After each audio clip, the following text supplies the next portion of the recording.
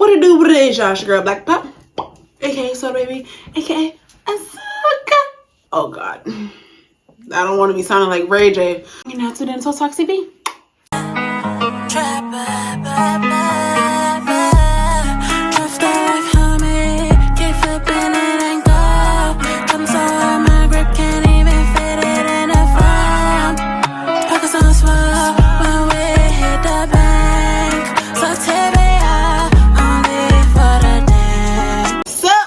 On today's So Toxic B, we're going to be talking about why you should objectify yourself and more about embracing your dark side. When you objectify yourself, you get to see a clear picture of how people judge you and how, based on how they react to you. And when you do it purposefully, you get a glimpse of their secret desires and what they really like, even though they try to make it seem like they don't like a certain type of woman or certain things. And it's not about always doing it, showing that side. It's about dosing yourself, because it's not about getting people to like you. It's about keeping the people that you like. And when it comes to dosing yourself with people, it's just like seeing yourself as a drug. And just like weed, if you smoke every day, that one blunt that you started with will turn to 3 blunts a day, to 5 blunts a day, and from 5 to however many more blunts you have to smoke to finally get that weed high, that high that you're trying to reach. And sometimes from weed, you get more curious of other harder drugs, like got pills, got perps, got pills, got white in the trap all night with the hardest, like, oh, they do it. But you know what I'm saying? Like, you have to control how much of that high he gets, because it's just the law of COVIDness. People are always going to want more, and people don't want to control themselves. They're too lazy. They don't want to discipline themselves to be able to control that high. And regardless of what, you have to be the one who knows how to control it. And you have to be the one who gives the dosage of the drug that you are. And see him as the patient that he is, because if it's up to him, he'll want to see you every day and grow tolerant of you. And once he grows tolerant of you, he just might end up hating you because he can't control himself. Because falling in love is that uncontrollable feeling. And when you're always in his face, texting him long ass messages about how you feel, it just shows that you can't control yourself, and he got you wrapped around his finger like this. So you have to be willing to control how much of you he gets, and with that control comes the pain of discipline. And unfortunately, you got to be willing to know that you're strong enough to handle the side effects of that, because the side effects of that pain is that you feel that shit, you know. Because if you don't inflict pain, he's going to forget that you have authority. Because when you like people, you don't want to see them in pain. You think that's going to make them not like you. But in reality, it actually makes them like you even more. So don't be afraid to give his ass some anxiety, because he cannot be so goddamn sure about you. He cannot know that if he don't hit you up for a week, that you still going to love him the same. You know, he has to be able to sense that there's a little bit more of you that you're not giving him. And it's not about the fact that you're always like that.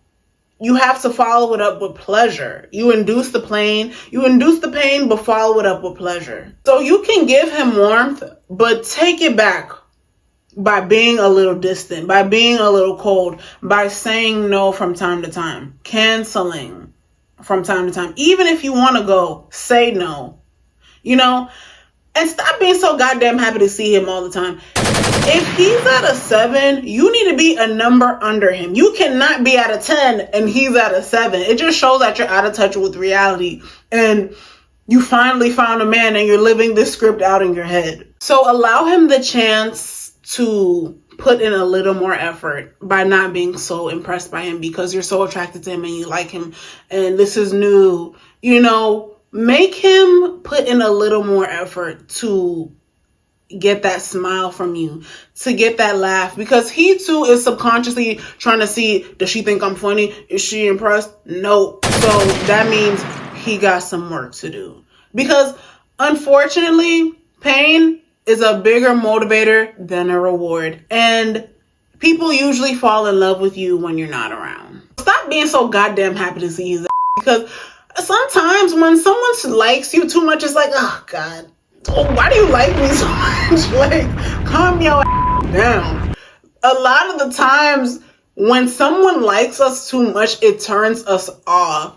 So, it's not that people want to be appreciated, but not to the point that you suffocate them, Be yourself. Stop trying to be liked. Like, be yourself, dog. Because eventually that mask is going to come down anyway. Don't try to be the girl. Like, don't try. If you cuss, you cuss.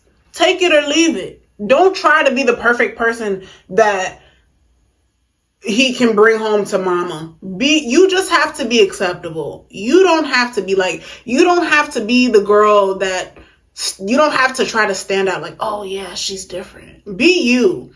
If anything, he needs to be worried if you like his mama, because that's a red flag. If I don't like your mama, I don't think I could be with you either. Anyways, it's not about me. On some real shit, like, parents know that they have influence over their child's choices when it comes to their partners. And sometimes they'll try to manipulate you and play you and see how much of their bullshit you're going to take. And I feel like my authority issues are kicking in. I was a runaway teen. It is what it is, dog. And the only thing I'm going to have back to say to that is, that's why I'm still your son, bitch. So understand that you don't have to be liked. You just have to be accepted. Be yourself. He'll like you or he won't.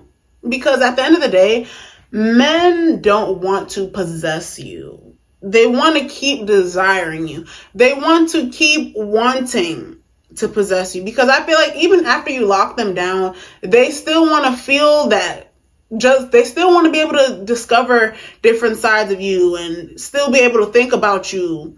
The same way you're always discovering yourself and wanting to grow. That is a challenge, And the honest truth is, you can be everything to a man, give him the world and the space, and they still leave. You can be perfect and they'll still leave. Why? Because you're not supposed to be perfect. And, things don't happen just once. You're not going to get hurt just once. You're not going to fall in love just once. And a lot of our problems are solved simply by pulling back. And when you're not getting what you want, it's not about demanding more. It's about not giving anymore. Pull the back, because it forces him to give more or move on. And if y'all break up at a 6, he needs to come back at an 8 or move on. And unfortunately, you really have to be willing to spite your nose to save your face. And when you're willing to do that, it always comes with pain, even though you're the one who's inducing it. But the more you understand why you're doing it, the less intense the pain is, because you know why you're doing it, and you know the work that you had to do for your self-esteem.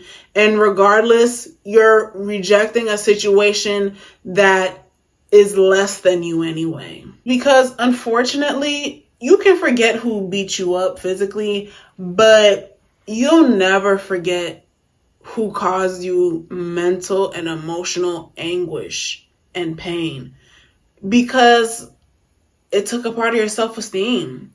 And this is why you can't be afraid to give him pain.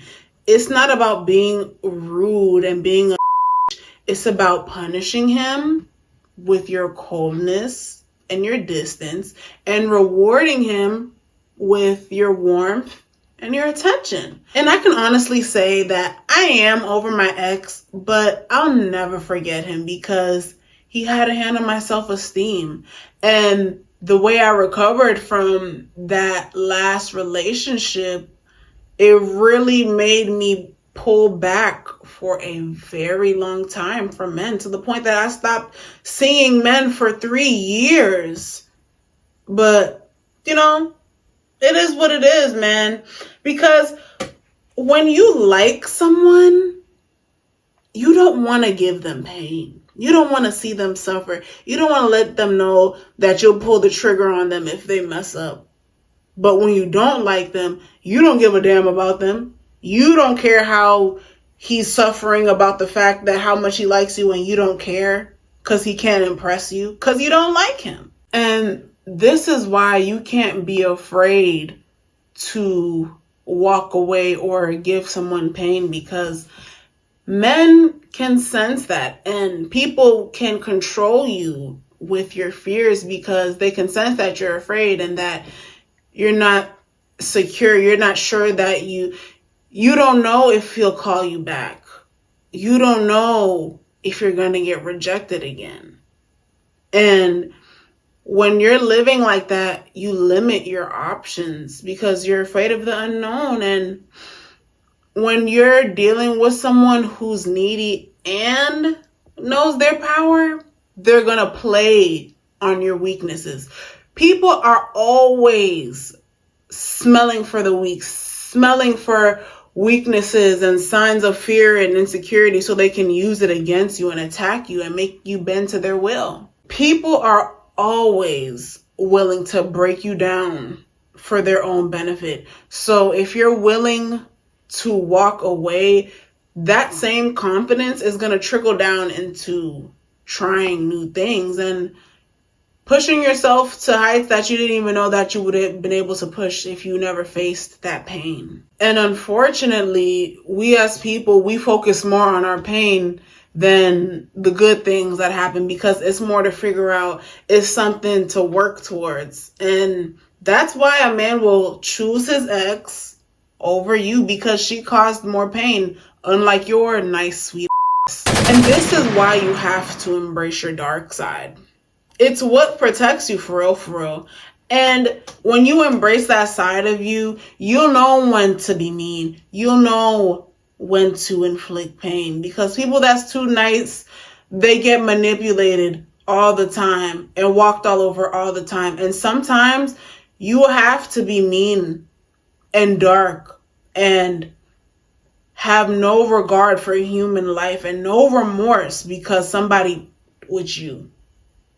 You know, and sometimes your shadow side makes you more relatable, and it makes people more comfortable with you, because it's like, well, she's just human, you know. Sometimes it makes you a rounded person. It gives you more volume to your personality. And sometimes you can have a situation and you are the bad guy of the situation, and the person outside looking in would look at it and be like, oh, damn. They'll understand why you did that, because they don't have to agree, but they'll understand because that other person didn't want to look selfish. They wanted to be nice. And you know what they say? The good guys always finish last. And sometimes it's not about waiting for karma or waiting for God to finally do the karma. Sometimes you are the hand of God to bring somebody that darkness, that karma. Sometimes you don't know why you see a body in the street, body steaming, unrecognizable. And a lot of the time, when you're always seeing one side of someone, I personally, it just seems a little bit mistrustful. They seem a little mistrustful because it's like, I wonder what the opposite of that is. And when people don't see your shadow ever, it makes you a basic individual. And a lot of the times your shadow is what makes people comfortable, because like, okay, you're not the only person that has that, who feels like that. You're not the only person who's going through depression or who does certain things. You know what I mean? So you feel less judged with someone who's in touch with their shadow side. And a lot of the times, a lot of our power lies in our shadow side. A lot of our creativity lies in our shadow side. And unfortunately, the most evil people are the most successful people. Why? Because they're willing to get their hands dirty. Your shadow side is what gives you that depth. You know, how do you think I know all the things that I know? Because I went through a lot of dark times. I lost. I got played, you know, and I'm still learning. And in order to get a man's attention, you gotta play on his self-esteem to a certain degree.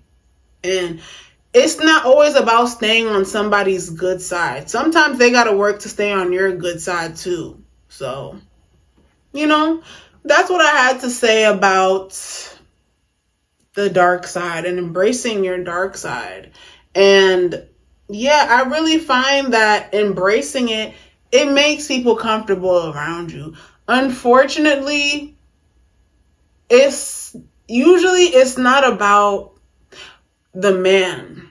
It's our emotions that are our enemy, because these games never end. It's your emotions, because you can't control them, because you're not thinking ahead. You know, sometimes you got to put out certain bait. You know, sometimes you got to take a certain L for the moment for a better result later. And yeah, so that's my thoughts on darkness and embracing your dark side. And what else did we talk about? I'm so sleepy. But yeah, this is part 2 of embracing our dark side. We're going to get more in depth in these topics, because it's really what made me. You know, sometimes there is nowhere else to turn, because you've been trying to be good to everyone and you still get met with the same results or the short end of the stick, because you don't want to look selfish. You want to be a good person. And yeah, so let me know what you think about this topic. What's your secret dark side? And yeah, let me know what you think in the comments. Follow me on Instagram at itsblackpop. So talks to be my backup page. We can get this next video.